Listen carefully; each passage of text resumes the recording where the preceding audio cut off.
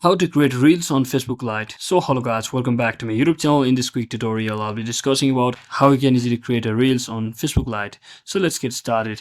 So to simply create a reels, all you have to do is make sure you are logged into your current Facebook Lite account. Just head over to your profile section by simply tapping on your profile, and you can see there is a reels section right next to the photos. So just tap on that, and you can see there is an option that is create reel. Just tap on that once again, and you can just choose in from any of the videos where you would like to include in your reels.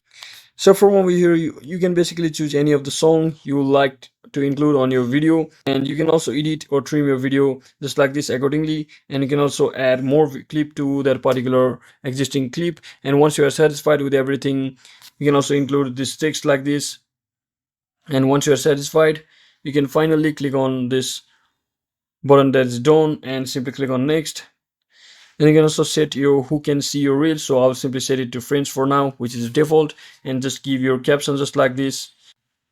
Once you are satisfied, just tap on the share reel button over here to successfully publish your reel just like that. So that is exactly how you can easily create reels on Facebook Lite. So thanks for watching guys. Don't forget to like and subscribe to the channel. See you on the next one.